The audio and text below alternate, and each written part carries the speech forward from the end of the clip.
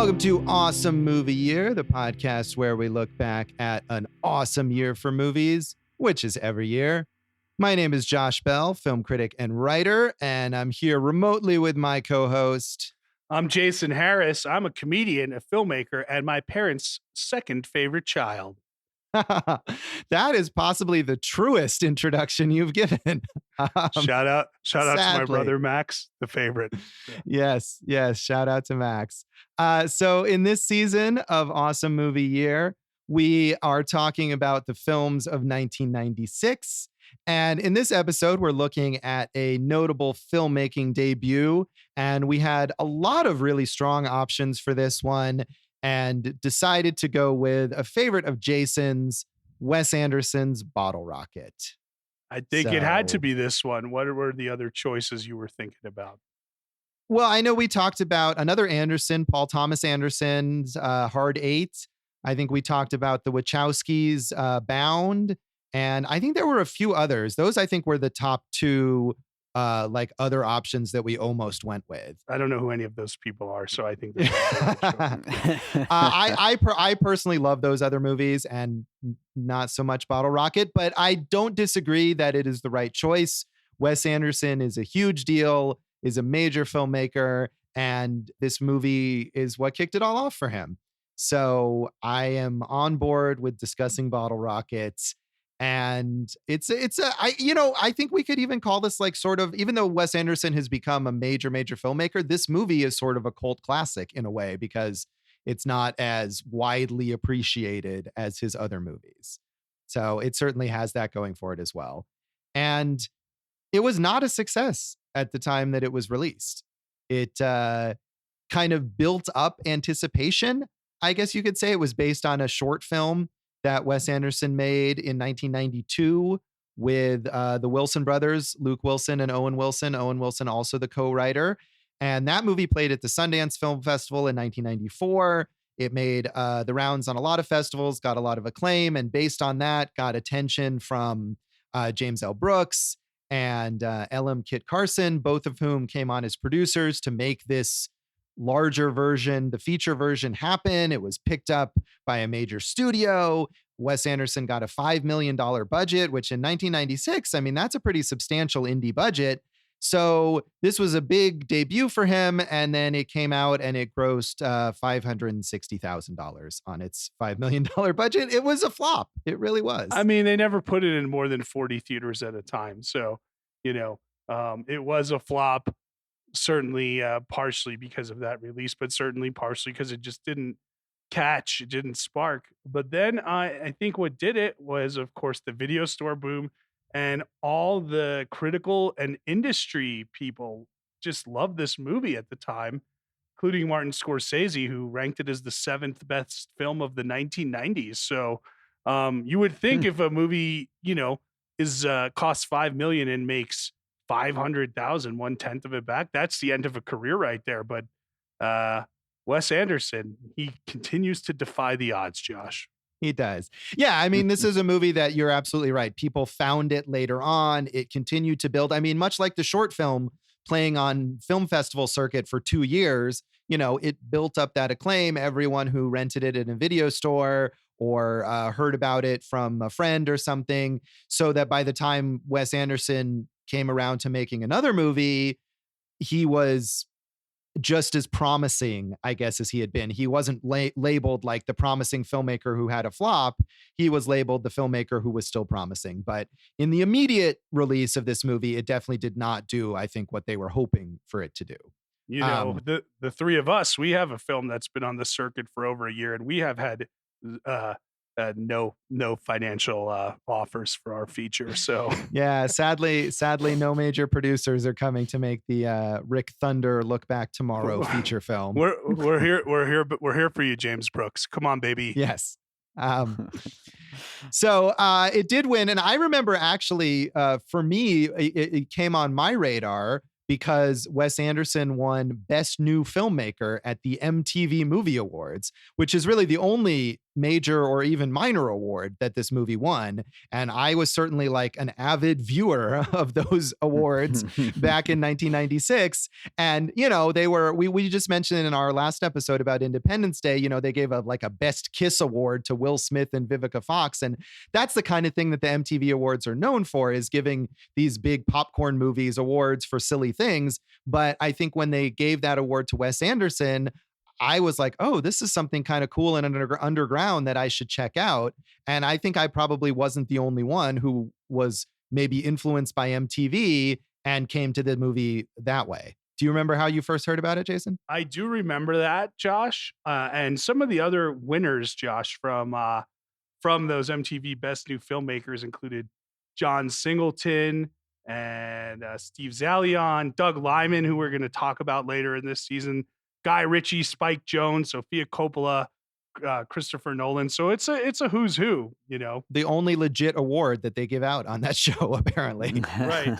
And I remember him getting it, but that's not how I had already heard about it, either in from reading Premiere magazine, or Ooh. I know Jim Carrey cast Owen Wilson in The Cable Guy based on this movie, and I knew about it. I don't know why I knew about it, but I was definitely an early adapter to this film. Yeah, well, and I will say that I'm not sure which came first, but the other main reason that I knew about this movie was from you, that you told me about it and how much you had loved it. And I think between that and the MTV award, I was excited. I thought, oh, this is a movie I got to check out. And I remember renting it from Blockbuster and being excited to kind of discovering this cool semi-underground thing.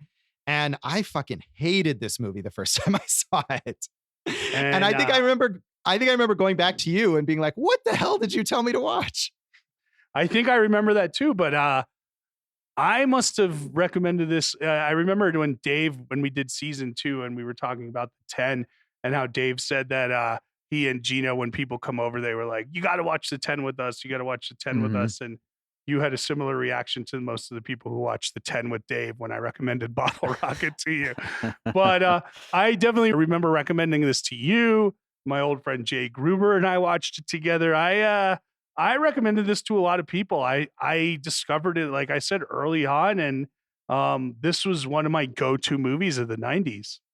Yeah, I mean, and I think you were not the only one there. Obviously, I think most people didn't have the reaction that I had, that people who were turned onto it by word of mouth were enjoyed it, were excited to discover it. So that was certainly a way that the word spread.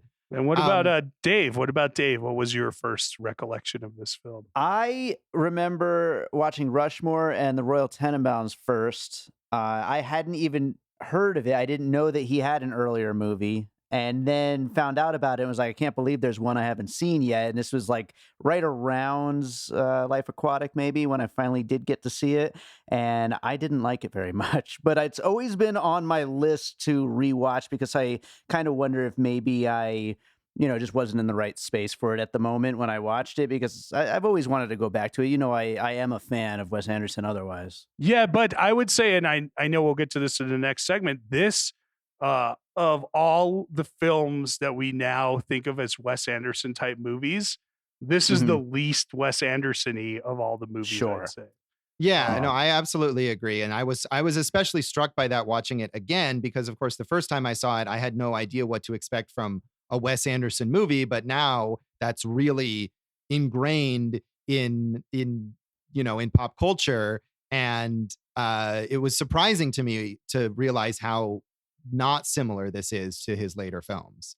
And when I was in film school, which was just a couple of years after this came out, we all knew about this. Like when Rushmore came out, we were all ready for Rushmore because of Wes Anderson and Bottle Rocket. So, it's interesting how it travels differently in different circles.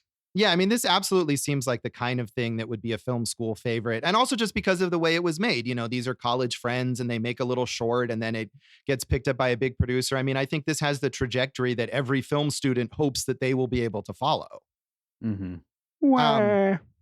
So no, I'm not saying that as a bad thing. I'm saying that's it's something to aspire to, and that people admired it. That's not bad at all. But yeah, I mean, Napoleon Dynamite's similar trajectory, where it's a short plays Sundance becomes a feature. But go on, Josh. Oh no, I'm going to get to the critics here who liked it, but I thought the critical reaction would have been a little more like universally positive, and it was positive but a little mixed. So we'll start with Roger Ebert, who actually was not really a fan. He said, Bottle Rocket is entertaining if you understand exactly what it is. If you see it as a film made by friends out of the materials presented by their lives and with the freedom to not push too hard. Its fragile charm would have been destroyed by rewrites intended to pump it up or focus it. It needs to meander, to take time to listen to its dialogue, to slowly unveil character quirks, particularly Dignan's, that's Owen Wilson's character. It's the kind of film, in fact, that a festival like Sundance is ideal for. An audience that knows about the realities of low-budget independent filmmaking will probably find a lot of qualities in here that might elude wider audiences. I can't recommend the film. It's too unwound and indulgent, but I have a certain affection for it, and I'm looking forward to whatever Anderson and the Wilsons do next. And I think, I didn't look this up, but I'm pretty sure that Roger Ebert became a big fan of Wes Anderson after this and gave his subsequent films positive reviews. This is the least indulgent of every Wes Anderson. Right. Well, yeah, of course you don't know that at the time, but yes, you are absolutely right about that. Other critics were more positive. David Hunter in The Hollywood Reporter said, a marvelous debut film for its director, writer, and lead actors. Bottle Rocket is propelled by a fresh approach to the caper genre, with a trio of youthful Texan misfits thoroughly botching their half-baked adventures, with the goal of someday graduating to more ambitious levels of criminality.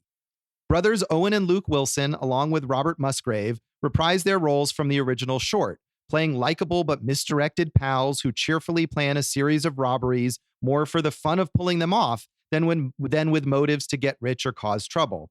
The wonderful aspect of the storytelling is how their individual strengths and flaws lead to the film's unpredictable twists and turns. And I will say, in this film's credit, it definitely is not predictable. Did you watch the short? I did not watch the short. I was going to. I think it's on YouTube somewhere, and I had bookmarked it, and then I totally forgot. So did you? Yeah, I watched it. It's there's some things that we see in this in the feature that have already been in the short, of course.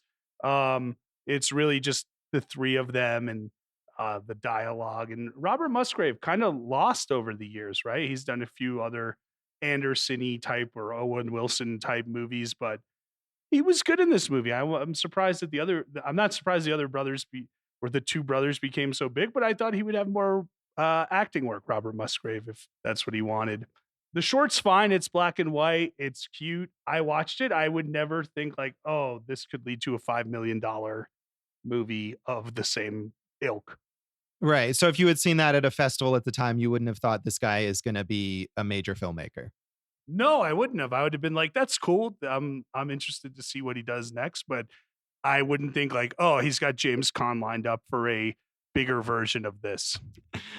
So finally, critic-wise, kind of in the middle, Janet Maslin in the New York Times said, a mildly facetious tone limits Mr. Anderson's film to the lightweight, but the collective enthusiasm behind this debut effort still comes through. What's best about Bottle Rocket is not the laid-back pranks that inflate its story to feature length, but the offbeat elan with which that story is told. The big sky minimalism of the film's visual style is attractively spare, and the Wilsons and Robert Musgrave, who plays the two younger brothers' partner in crime, have the deadpan intensity that this material demands. Like the penny ante firecracker for which the film is named, the characters in Bottle Rocket turn fecklessness into part of their charm. Janet Maslin, always a big fan of big words. Hey, Josh, when describing every other Wes Anderson movie, have you ever used the word minimalism? No, that never would be. And again, I think that struck me about this movie, that it's visually, I mean, it's not like unremarkable visually. I mean, he clearly has made some choices. And I did notice, I think one of Owen Wilson's particularly loud shirts that he wears was the same in the thumbnail for the short on YouTube. So obviously that was a very important piece of costume. So, I mean, I think he's careful about the visual style. He's clearly chosen things purposefully, but yeah, it's nowhere near as fussy as his later films. It's production design more than the visual elements, because you do see a lot of symmetry in shots here, and the big chase at the end is where Dignan's trying to evade the cops in the cold storage facility. That's very Wes Anderson-y. So as they're playing 2000 Man by the Rolling Stones and whatnot. So that stuff leads into it. But I think the production design and the grandiose nature of Wes Anderson after this is on a totally different level. Yeah, absolutely. I mean, I think even though, I mean, when I'm saying the visuals, I'm talking about the whole package of it, the production design, the costumes, and the cinematography, the sets, everything. It's clearly done with purpose, but it's not nearly as elaborate as we sort of come to expect from Wes Anderson in his later movies. Definitely not. Two things I wanted to say, Josh. Yes. Columbia Pictures, when they tested it, it had the worst numbers in Columbia Pictures history for a test screening. I believe that. Maybe that's why it never got past the 40 theater mark. And Scorsese, I remember reading it. It was Esquire, and I looked it up again today. They had a whole piece, and it was like, who's the next Martin Scorsese? And I tried to find the whole piece, but different industry types would say which filmmaker is going to be the next Scorsese and why. And then it ended with Scorsese choosing who would be the next Scorsese. And he chose Wes Anderson. And one of the things he said about Wes Anderson was that he's able to convey the simple joys and interactions between people with such richness, which again, I think as we move towards his later films, one of the things you hate about it is how removed the characters are from one another. So this goes a completely different way than the later films. Yeah, I mean, and I think whether you like Wes Anderson or not, he is in no way the next Scorsese. I mean, Scorsese is so versatile, and Wes Anderson is the opposite of versatile. I mean, if you like his stuff, you're going to enjoy what he does, but he always does his exact thing in every movie he makes. He has very little variety in what he does. Well, I mean, it's a stupid question, but who was the next Scorsese? There's no one. Yeah, no, I don't know. I mean, obviously there's no one. I mean, but if you're even, I think even in a broad comparison, who is going to have a similar career trajectory or who is going to have a body of work that is as impressive and again as varied as Scorsese, I don't think. I mean, it would be Steven Soderbergh would be my pick, for example. Certainly not Wes Anderson. That's a good pick. Yeah. One thing though is about that whole point is what was I going to say? I lost my point. Cool. All right. Well, in that case, let's take a moment. Jason can think of his point, and we'll come back and talk our general thoughts on Bottle Rocket.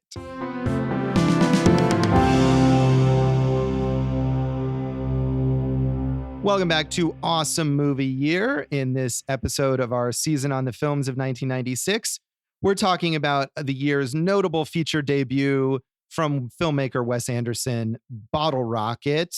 And I remembered a point, Josh. Please go ahead. If you're going to talk about Wes Anderson as the next Scorsese, as we had kind of mentioned here, you could say that Bottle Rocket and Mean Streets are very similar in a lot of ways. And I think that's where that comparison comes from. Yeah, no, that's fair. I mean, I think looking at this movie without knowing what he would do next, you could sort of see that he had that potential. But as he went on, he clearly developed, even just by the next film that he made, just by Rushmore, he clearly developed a very distinctive particular style that he just stuck with for every movie that he made afterwards. Right. And maybe that's the comparison, is that Scorsese influenced generations of filmmakers and a lot of people mimic him. And now we see so many mimics of Wes Anderson, which is part of his legacy.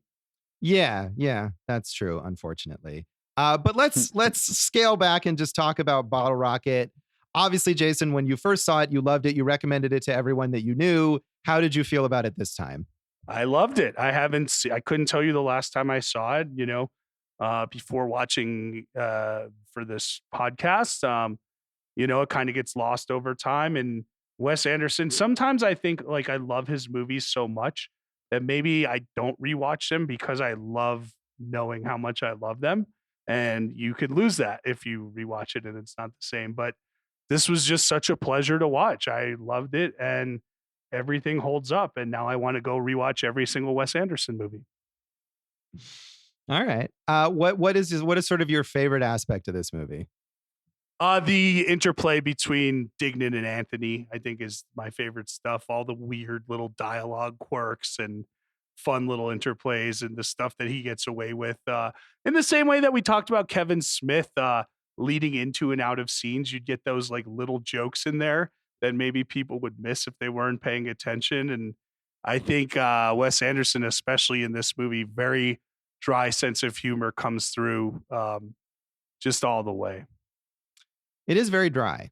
I will agree with you there. Like I said, I hated this movie the first time I saw it, but I think part of the reason that I disliked it so much was because my expectations were raised from what I had seen, from this MTV award and from, you recommending it to me, and just the general sense that this was a cool new breakthrough in filmmaking that I was excited for. And then I was just sort of like shocked by how annoying it was. So coming back to it this time, and then also as we've kind of mentioned, subsequently, I don't really care for any Wes Anderson movies, and some of his later movies I strongly dislike. So coming back to it this time, I thought, oh man, I hate this movie. I'm gonna just not like it at all. And I didn't like it, but I would say I didn't hate it quite so strongly this time. I tolerated it more effectively than I did the first time, and that's about the best that I can say for it. Maybe if you watch it again in another 10 years, you'll like it. It'll just keep growing on you. I don't know. I mean, I will say, other than maybe that one shirt that Owen Wilson wears, I can't point to anything in this movie that I actually liked, but you like the music. It's good music. You can't deny that. It's not that the music is fine, is good. Those songs are good. I didn't necessarily feel like they enhanced the movie that much, though. I mean, I know Wes Anderson is partially known for his choice of music and the way that those songs, just like Quentin Tarantino, like the way that those particular songs work with the scenes that they're in. I didn't think any of those songs like were memorable in terms of the way they're matched with the action in the movie necessarily. I mean, you mentioned that Rolling Stones song in the final chase when they're trying to rob the cold storage facility, and I just watched this movie like 2 days ago and I can't even recall that song. No, you're totally wrong, dude. You're 1,000% wrong. And if you're going to give it to Tarantino, you're going to go back and give it to Scorsese again, who was the originator of putting, pop soundtracks onto these kind of modern pictures in that sense. So I would say 2000 Man. I would say again, over and done with Dignan when he's kind of moving on and from the motel and getting ready to get to the next phase by the Proclaimers. And I would say when Anthony runs to tell Inez about how he loves her and they played the Damneds again alone, or very memorable in my head. Excellent usage of music. Yeah, well, I mean, I'll absolutely, like, I'm not trying to say that Tarantino is the only one who does that effectively. Obviously, Scorsese does it really well, and there's other filmmakers who do. I'm just saying that I don't see that in this movie at all. All of those songs that you mentioned, I can't recall them at all at this moment. I'm saying you're wrong, and I just gave you the examples why. Right. No, I mean, I obviously it worked for you, and I'm saying it doesn't work for me. I didn't feel like the music. It's not that the songs are bad. It's just that to me, there was no particular connection between the songs and the action on screen that made it memorable. And I think one of the strengths of Wes Anderson is that he is always able to combine the cinema and the score or the soundtrack to make the scenes more memorable and with more impact. So you just hate Wes Anderson, and goodbye. I mean, I do hate Wes Anderson, and I think I've not made a secret of that. He's one of my least favorite filmmakers in terms of like people who have broad success and acclaim. But who are the other ones?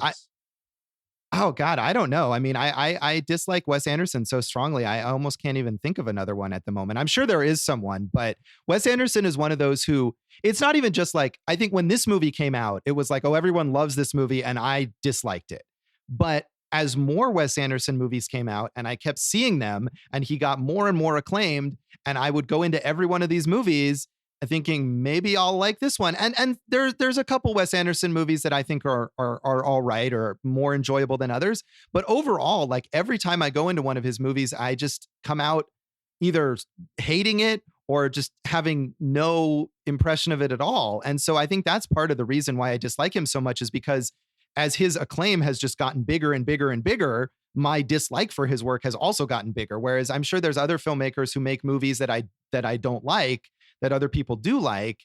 But they're not just at the level. I mean, this guy is one of the most acclaimed filmmakers of the last 25 years. You know, he is he's not the next Scorsese, but he's practically on the level of Scorsese in terms of how much people like him and think his work is brilliant. Yeah, when a Wes Anderson movie comes out, it's an event for cinephiles and Andersonians everywhere. So. Yes. But Dave, you haven't seen the movie in a while. Do you remember any of those songs that I had mentioned and the way they played in this film? Not really, I gotta say. You stink. You win some, you lose some. I don't know. Well, let's talk about, I mean, there's other aspects of this movie, obviously. I mean, maybe we can talk about the performances. You know, this is the big debut, not only for Wes Anderson, but also for the Wilson brothers.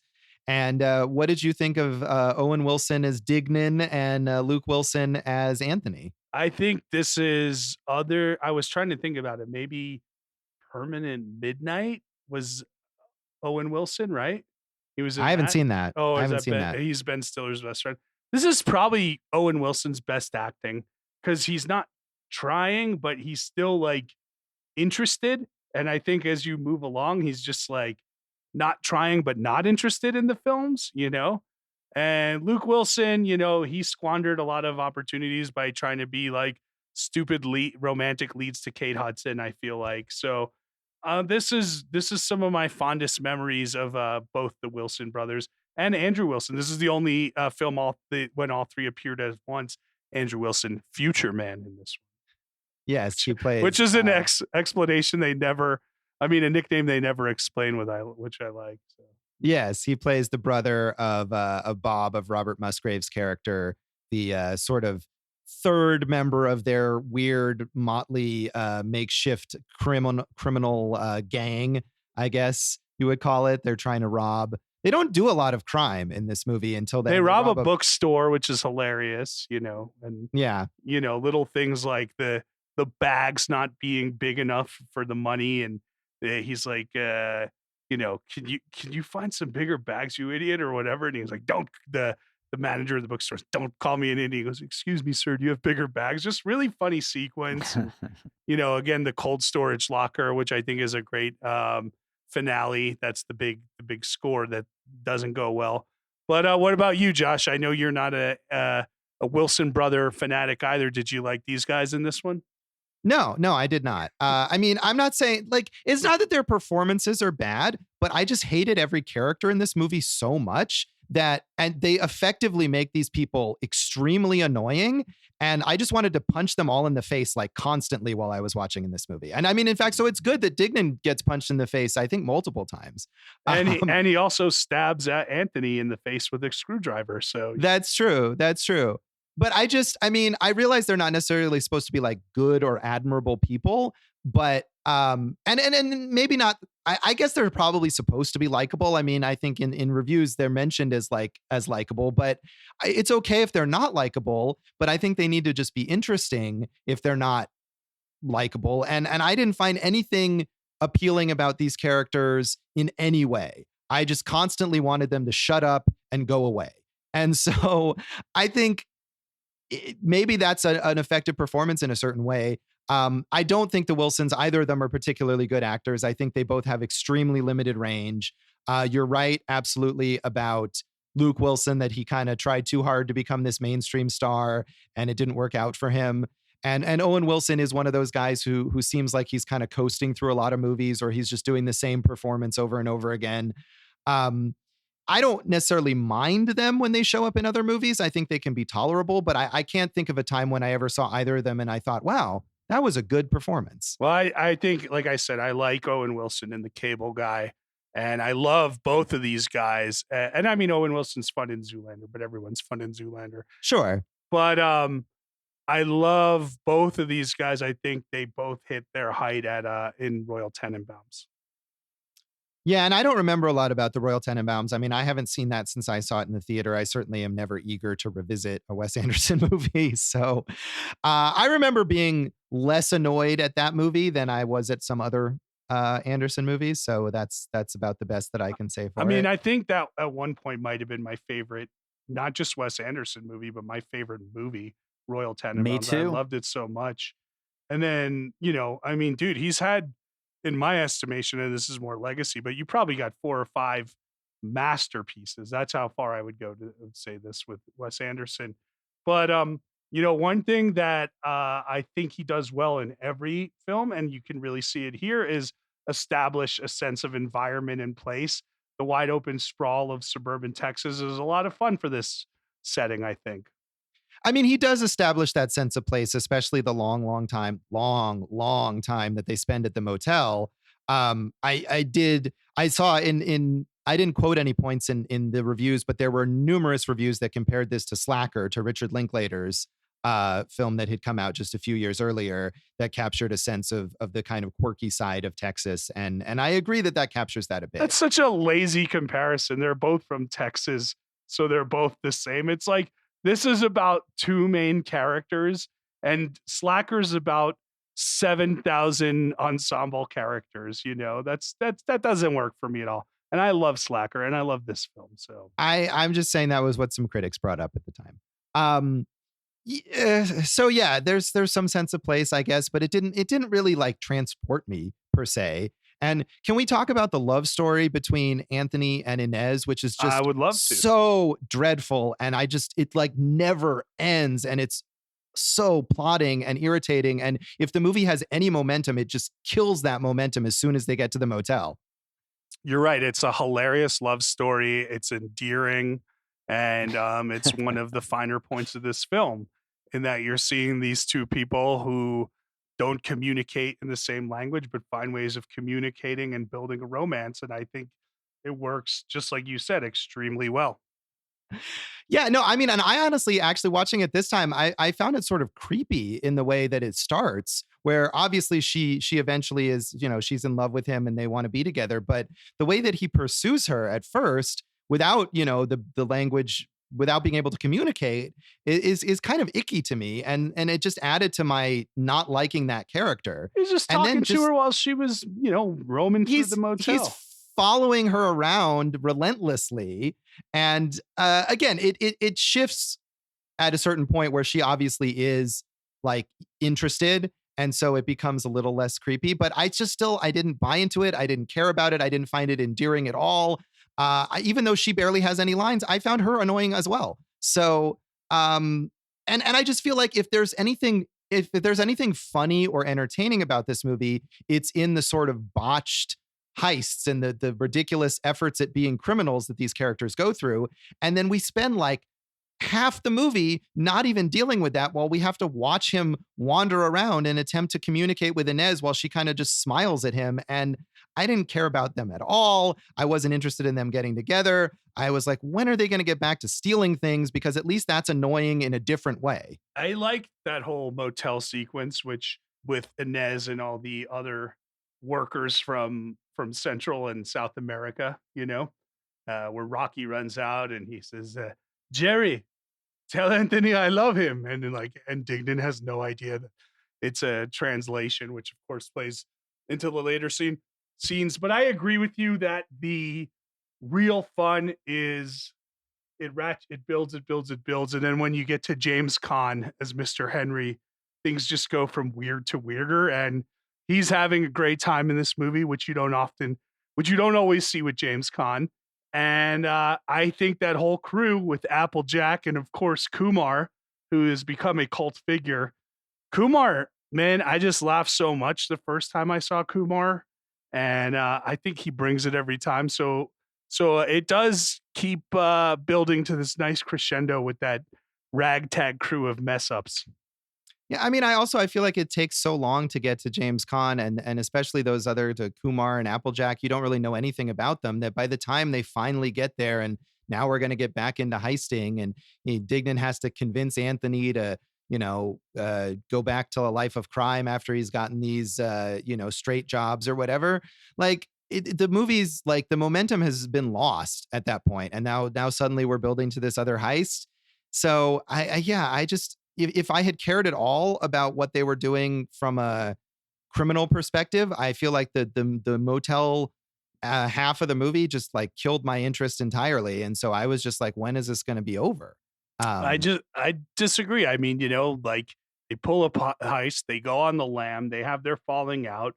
Anthony goes straight while Dignan kind of gets back into the graces of Mr. Henry, and and then he's got to convince him to rejoin the crew. Meanwhile, we see Anthony write to his little sister to kind of talk about how he's straightened his life out, and it all work. And then from there, when he rejoins the crew, which he does because not because he wants to per se, but because he can't let his friend down, um, it it goes to that next level. I don't know. I don't all the stuff that you don't like I don't care about Applejack's background. He's a fun, weird side character that should only be there for the 3 scenes that he is. And Kumar is there for the hilarity of Kumar, all that stuff I love in this movie. yeah, I mean, and you're certainly not the only one. Obviously, people love this movie. Wes Anderson has a huge following. I don't know. I just, I think I was trying at first I thought, oh, I'm going to hate this. And I didn't like it, but as I was watching, I was like, okay, well, this isn't grating on me quite as much, but I couldn't find really anything to point to that I thought, oh, this is good. Like this worked well. I enjoyed this aspect of the movie.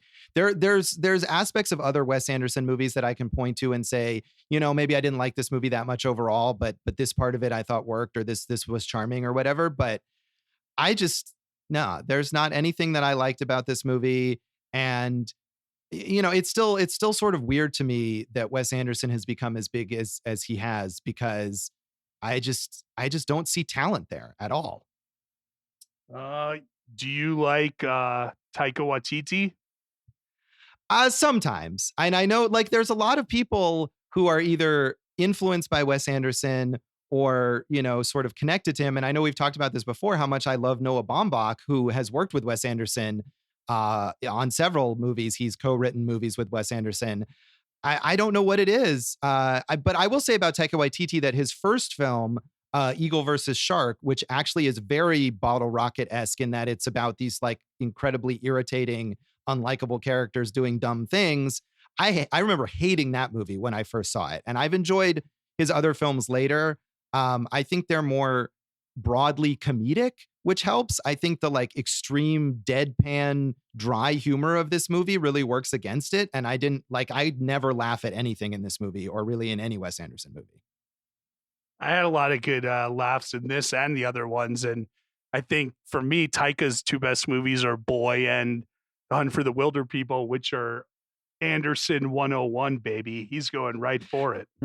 Yeah, I mean, I haven't seen Boy, but I did like Hunt for the Wilder People, and I just think that it's a lot funnier. It's a lot more of a jokey movie, and that the tone works better. But yeah, I don't know what else. I mean, I don't want to just be like, this is the Wes Anderson hate hour or whatever. I feel like I've kind of beaten this into the ground, but I don't see the value in his work, and so I think I'm tapped out on what I have to say about this movie. What Wes Anderson movie you said there are some things you find redeeming? If you were going to say like, oh, if I have to watch one Wes Anderson movie, what would it be? I mean, again, I've never seen any of them more than once, so it's been a while. But I think I remember Moonrise Kingdom being the one that I liked the most, because I felt like there was some genuine emotion there in the relationship between the 2 kids.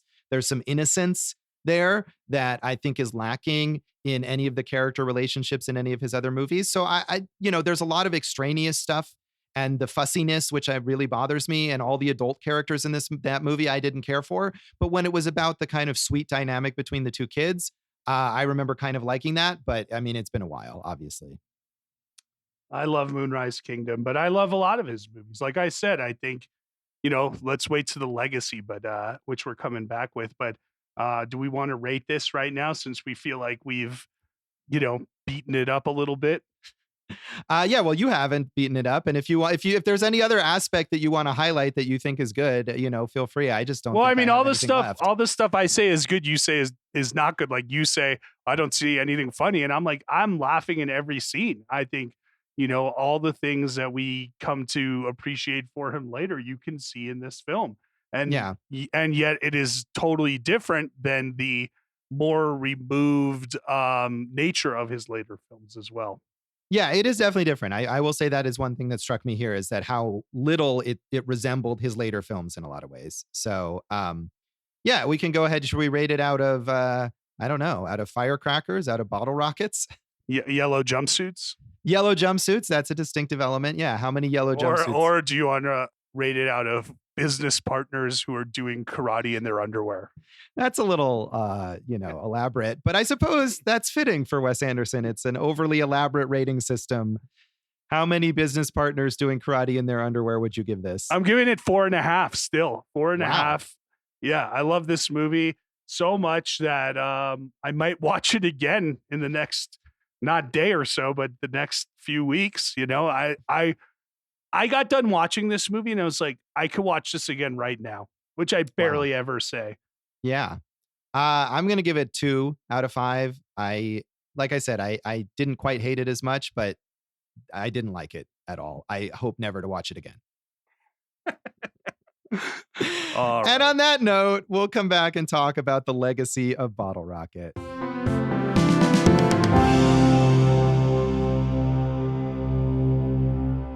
Welcome back to Awesome Movie Year. In this episode of our season on the films of 1996, we've been talking about the notable film debut, Wes Anderson's Bottle Rocket, and the legacy of this movie. I mean, first of all, the legacy is, of course, Wes Anderson's career and how he's gone on to become this major filmmaker who obviously, Jason, you are a big fan of. I love him. I think he is, I guess, I don't know, is he my second or third favorite filmmaker out there? Maybe so. I never really put that in my mind, but he's amazing. I love it. I'll go see everything he does. I probably will too, but only because I have to. Yeah, I mean, I feel like I've expressed what I dislike about Wes Anderson's movies, but it's certainly true that he's become not only a major filmmaker, but basically like a brand on his own. I mean, I think back to that what is it, an American Express commercial that he made sometime maybe after Royal Tenenbaums, or when, even sort of early in his career, but it was already so distinctive that people knew like what his kind of elaborate visual style was like, that you could do a commercial that showed him setting up this crazy, ridiculous shot. And he appears at the end and you're like, oh yeah, that's Wes Anderson. That's what he does. Right. And like I said, that has definitely influenced the whole generation of filmmakers that you see all these copycats now. And that's part of the legacy as well. Yeah, absolutely. I mean, to the point where, and I think I've mentioned this on Dave's podcast, Piecing It Together, before, but my favorite Wes Anderson thing is probably the SNL parody, the Wes Anderson horror movie, The Midnight Coterie of Sinister Intruders, which I just think is a pitch perfect parody, and I would watch that again and again over any Wes Anderson movie. Yeah, Dave, how do you feel about Wes Anderson? I am a big Wes Anderson fan, just like you, Jason. Definitely, if not top 5, top 10 for sure, filmmakers. I always am looking forward to everything he does. And I think his last couple have been a couple of my favorites, actually. Home runs, man. Yeah, he kind of, I wouldn't say fallen off, because I really enjoyed still everything he had been doing. But I mean, he's back to the level that he was at a little bit earlier in his career. Yeah, he kind of, I'm not going to say slumped, but like, Darjeeling Limited, I think, is a good movie, but is, one of his lesser ones. I didn't love Zizou, which deserves a rewatch from me. That and Fantastic Mr. Fox were probably my 2 least favorites, but still, I want to see them both again. And then it's just home run after home run. Like, you start here, Bottle Rocket, Rushmore, Royal Tenenbaums, and then you go past that period and you're into the Moonrise Kingdom, Grand Budapest Hotel, which I think is probably the height of everything, and then Isle of Dogs. And I'm so excited for The French Dispatch, which we're probably going to get postponed right now with everything that's going on in the world. But I think, like, dude, that's five 5-star movie, five like masterpieces to me. That five of them, dude. Wow. I'd add Life Aquatic to the list. So there you go. So, do you have a favorite, Dave? Since Josh, we know does not. Yeah, I'm sure he doesn't. I'd probably have to go back to Royal Tenenbaums, but Grand Budapest Hotel is amazing, and Isle of Dogs was like made in a lab for me. So. Yeah, you and I both put that on our top 10 a couple of years ago. Yeah. I think Tenenbaums was for me. I'd like to go back and rewatch the entire canon, but Moonrise Kingdom, I fell in love with. That became one of my all-time favorite movies also. Yeah, I mean, if I had a favorite, like I was saying before, it would probably be Moonrise Kingdom. I remember having some actual affection for that movie in a small degree.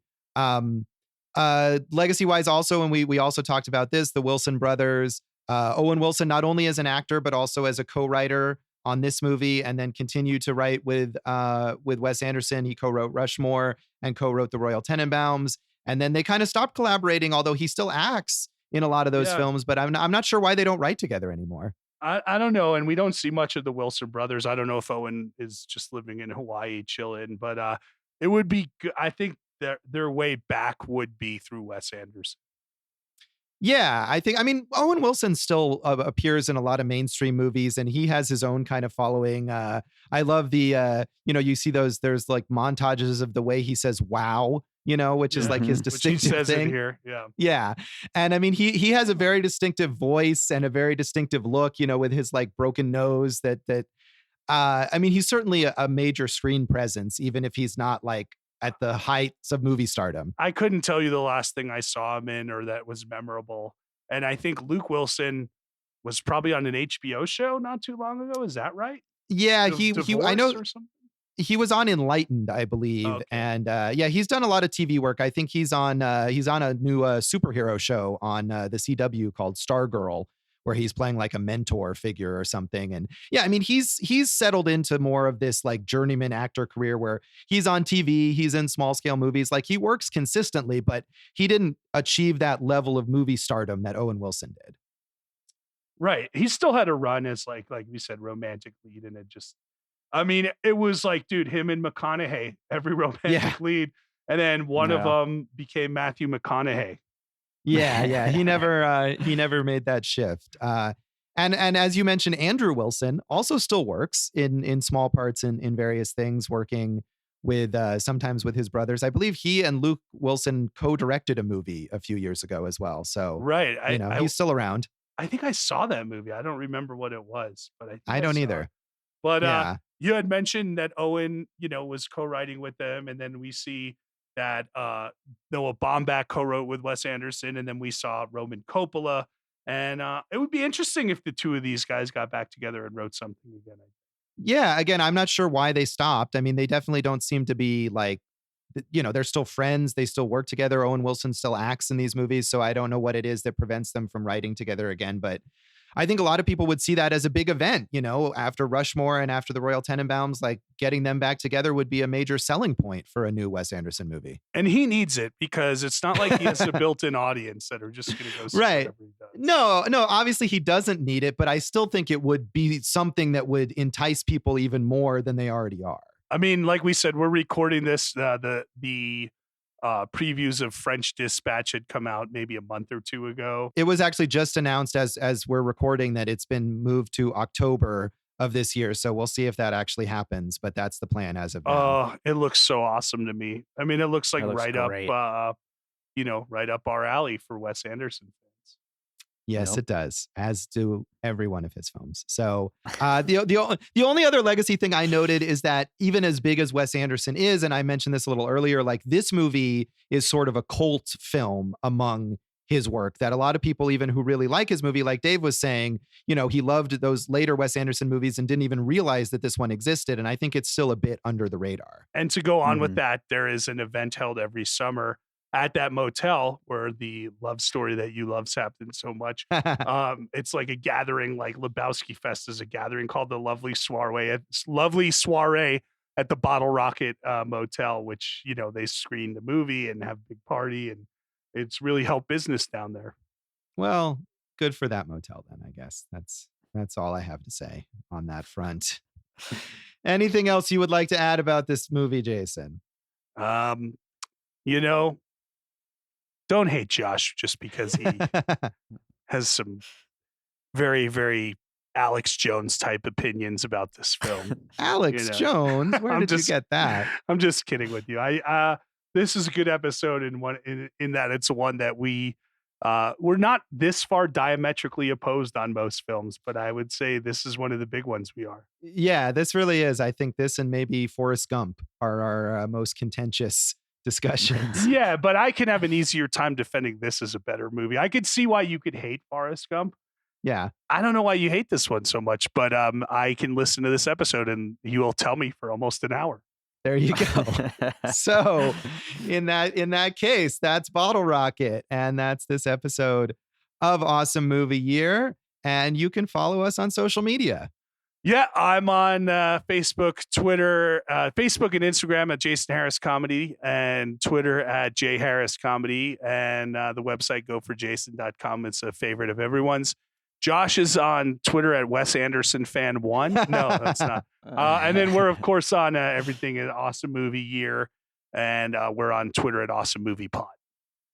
I am on Twitter at Signal Bleed and on Facebook at Josh Bell Hates Everything and at joshbellhateseverything.com. And you can listen to our awesome producer, David Rosen's podcast, Piecing It Together, which is doing some cool, interesting new things lately. Yeah, you can check out Piecing It Together wherever you listen to this podcast. Follow us on social media at Piecing Pod and join the Facebook group Popcorn and Puzzle Pieces. And we'll have Josh and Jason back on very soon. Yes, Josh. As of this recording, even though I put up a big stink in episode 1 about not being on, we still haven't been on. Yes, as of this recording, several minutes later, we still have not. What? I don't know what you're talking about. Stop. Yeah. So Jason, I know you're excited about our next episode. So what are we talking about next? Excited in a totally different way, Josh. We are going to watch and talk about the box office flop of 1996, Richard Stanley's The Island of Dr. Moreau. Well, Richard Stanley, the original director, not the actual eventual director, correct? I think I think he did direct it, didn't he? So. I thought he was the one who was booted from it, but I guess we'll look this up and learn all about it when we actually do the episode so that we know what we're talking about. So tune in next time for The Island of Dr. Moreau. And real fast, as I had mentioned to Josh and Dave, since we are going to be prepping for that, there's a great John Frankenheimer took it over, actually. Right. Yes. But the documentary I think that you want to mention is about Richard Stanley's failed efforts to make the movie. Right. There is a great documentary about the Island of Dr. Moreau and Richard Stanley's failed vision for this one. So I would definitely say check that out as well. So check all that out and we'll talk about all of that next time. Thanks for listening to Awesome Movie Year. Thank you for listening to Awesome Movie Year. Make sure to follow Awesome Movie Year on Facebook, at Awesome Movie Pod on Twitter, and at Awesome Movie Year on Instagram. And if you like the show, review us and rate us with 5 stars on Apple Podcasts.